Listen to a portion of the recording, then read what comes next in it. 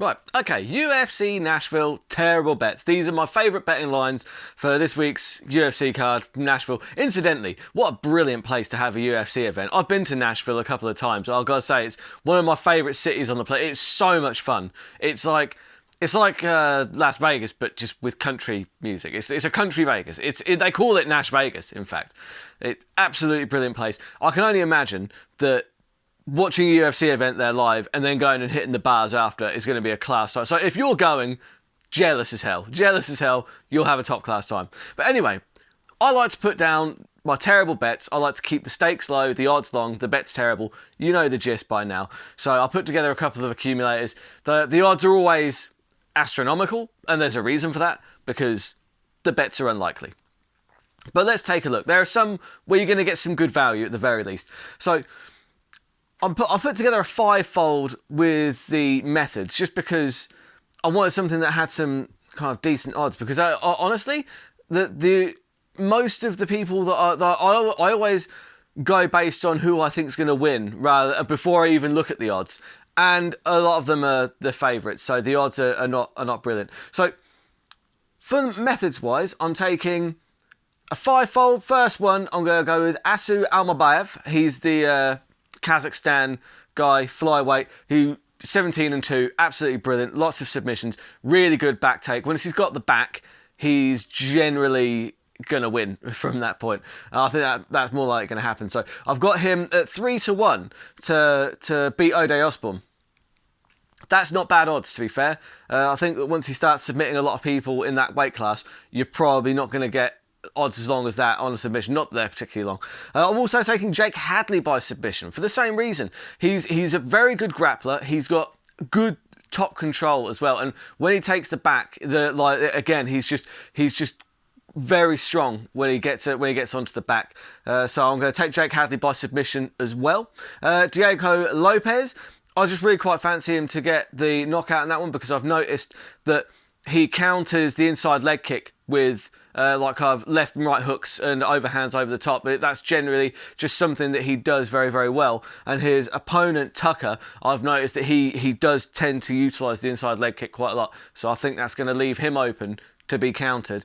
Listen to me trying to sound like I know what I'm talking about. It's all a crapshoot at the end of the day. Do you know what I mean? It's literally...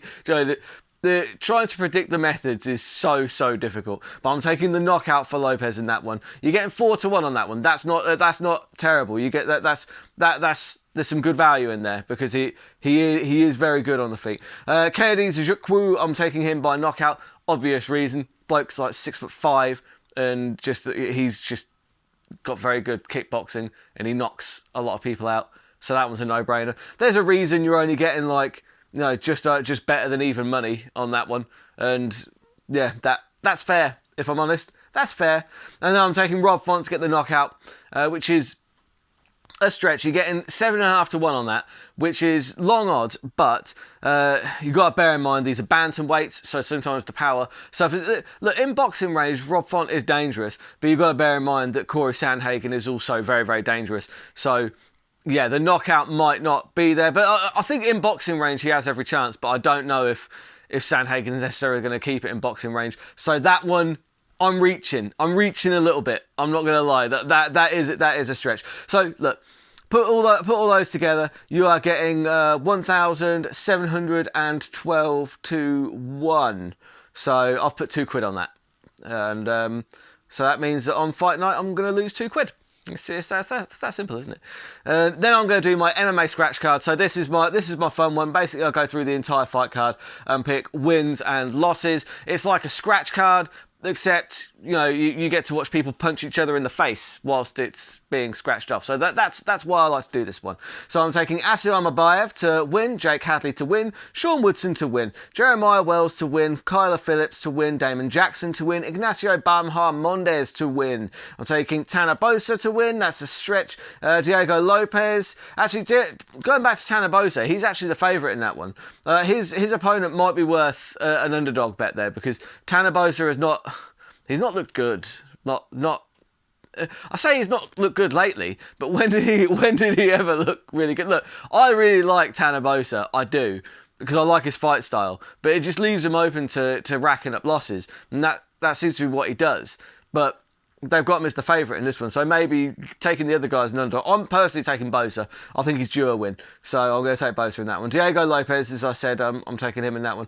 Kennedy Nzechukwu to beat Dustin Jacoby, Tatiana Suarez to beat Jessica Andrade, and Rob Font to win outright against Corey Sandhagen. Now, that one, when you put those all together, this is a really terrible bet, because you're only getting like 663.91 to 1 on that one for what, a 12-fold accumulator, and you're getting, just over you're getting 660 odd to 1. That's disgusting. I want way better odds than that. I had to put £3 on that just to make it worthwhile. So I put £3 on that. Absolutely terrible. Or did I put £2 on it? I think I put £2 on it. I don't know. Either way, it's a waste of money. It doesn't matter how much money you put on that. It's money down the drain. And that's what we like here at the Burt Locker, to keep those odds long, the stakes low, keep the bets terrible. We'll recap all these next week. We'll see if any of them even get close. I have got a single on the Rob Font knockout, because that'll at least get me all my money back for my gambling. But honestly, I think that one's a reach, and it's all a reach. But it's going to be a really fun night of fights, actually. There's some cracking scraps on there, and I'm going to be looking forward to watching them. If you haven't watched it already, you can check out my casuals guide. It previews the entire fight card, about 15 minutes, and you get information on every single fight all down the card. It's well worth a watch. It's good fun. If you enjoy the content, just hit subscribe. It'll let you know when the bell notification will let you know when videos drop. We have a good time here at the Burt Locker. It's fun. If you like talking fights, looking at memes, having a bit of a laugh, then subscribe and enjoy. And until next time, keep those odds long and those bets terrible.